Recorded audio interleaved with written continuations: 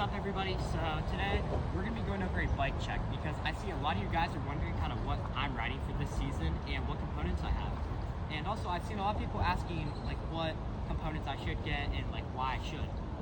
So today we're going to be going over what I'm going to be riding for the 25-26 season and why I chose these components for my custom hardtail. So let's get straight into it. So starting off with the frame, this is a Trek Roscoe 8 frame. I think this is honestly one of the best hardtail frames out there. I'm not affiliated with Trek in any way, but I mean, I would not be complaining if I was. So this frame is very good, and there's a lot of like really good features about it. So it's a 140 mil 29-inch hardtail. It is a 65-degree head tube angle and a 446 millimeter chainstay. And it's about a 1230, I think, wheelbase, which average for a trail bike, like all mountain. And I'm running a 30-tooth cog up front, which has really helped me get up climbs. And I'm running a 1052 tooth in the rear. I have upgraded this to a GX. It is pretty washed out though, and kind of beat up, because I have taken this places a lot. And yeah, it's definitely kind of messed up. But otherwise, the 29-inch wheels that I'm using are the Bontrager line comp. I think that they're pretty good, to be honest. I have absolutely abused these things, and somehow these have not dented once. You will have to trim them though a bit, but I mean, they're alloy wheels, what do you expect? And yeah, after I really like abuse these rims, I've kind of noticed that they flex more like up and down compared to side for my rear wheel, and then for the front wheel is a little bit more like side to side. But I mean, the front wheel, especially landing big whips sideways, like you're gonna abuse this thing. Up here for the cockpit, we are running the Chromac 240 bars. I got these in the chrome colorway. I originally ordered black and they mixed them up, but low key, I think they're kind of sick and I'm not mad at them at all. I did have the Bontrager line comp bars. I just did not think they did the trick at all. I like higher rise bars, especially for like jumps and stuff. And I'm running these at the 800 millimeter width compared to 780, which has really helped me with handling and getting on some pretty gnarly descents. I'm right now running the Title ST1 31/8 stem. This thing is pretty good. I like a pretty short stem, to be honest. I think short stem and wide bars have really helped me grow as a rider. The original stem it comes with is a 50 millimeter stem.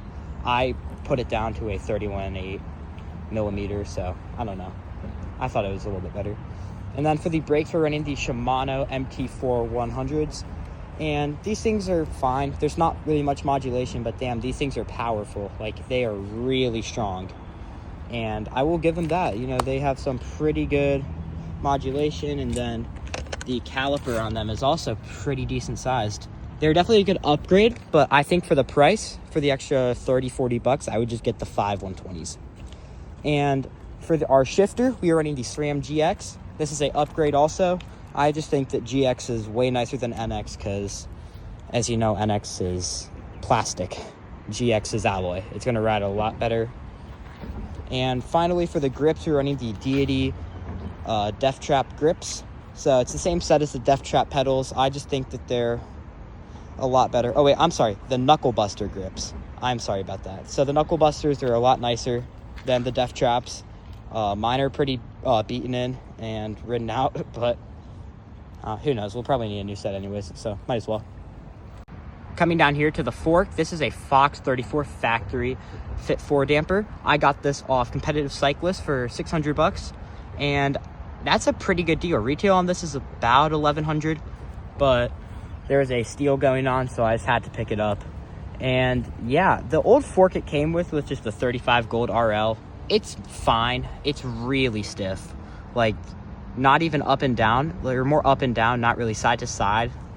I don't know. It just was not doing anything for me, and I just got a lot of fatigue. So I'm like, this is the first thing I'm upgrading. And it was well worth it. This just feels like a fully different bike. I probably shaved off 3 pounds, so I'm not complaining. And yeah, it's also going to be a lot better. You know, there's a quick release through axle up front. You have this down here. I don't really know what this is, but it's for the through axle, which is good. The only thing I have noticed is these forks do tend to rattle. And since they rattle, it can get a little bit sketchy. But it's not really doing anything. It just does distract you a tiny bit if you hear it. So let's go up a little bit higher and let's talk about the tires. So these are the Bontrager XR4 team issues. These things are pretty good. They have a lot of grip. Again, mine are kind of blown out, but right now they're more meant for like dirt jumpy, like trail, like flow trails. So that's kind of what I ride anyway, so I don't really care. But yeah, they're pretty sick. I don't know, these things do kind of like deteriorate over time, which does kind of suck. And they're definitely on the more expensive side. They're about $100 a tire. So I would definitely take note of that and maybe upgrade them once they wore out to some like Maxxis or Continental or Vittoria tires. But otherwise, you know, they're pretty good. A lot of grip, so that's a plus. And let's next move on to the drivetrain. Up next, we're going to be talking about the drivetrain. So this drivetrain right now is a SRAM GX Eagle.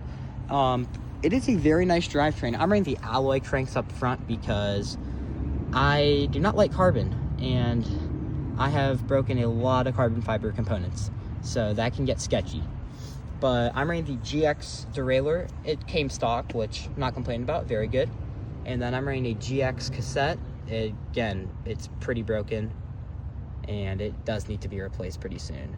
But it is a 1150T, which is pretty nice. And for our pedals, we are running the Race Face Chester. They're really dirty right now because just got back from a ride, but they're pretty sick. I think these are the best flat pedals on the market right now. The amount of grip they have is just indescribable. It's so good. And you can replace all the pins. The only bad thing about these is when you try to spin them, after a little bit, the bearings do tend to wear out. So it's gonna be a little bit more annoying. But otherwise, the only other thing we have not covered is the dropper post. And the dropper post is pretty sick. It definitely is on the slower side. I do not like the handle though at all. The handle does not feel good. So my opinions on this dropper and dropper lever are not great. This lever is very worn out, and you can see the dropper is very slow. And then this saddle, holy, this is the most uncomfortable piece I've ever ridden for a saddle. This thing is so uncomfortable. Ripped here, straight down to the foam. That was my fault though, looping out during a manual. But still, this thing is not great. So this would probably be the second thing I would upgrade on this bike, besides the brakes. But the only other main complaint I have with this bike is it is expensive. The stock form of this bike is about 2.5K. And for the components you get, they're not great. So I think if Trek lowers the price a little bit, I don't really know with the tariffs what's going to happen, but I think if Trek lowers the price, it will be way better and more people will buy it. So I just think that they could try to, at least if they're charging 2.5K, have a little bit better specs. Thank you guys for watching today's video. I am very happy to let you guys know that I will be riding this bike, and you guys will see a lot more content coming in the future, so stay tuned.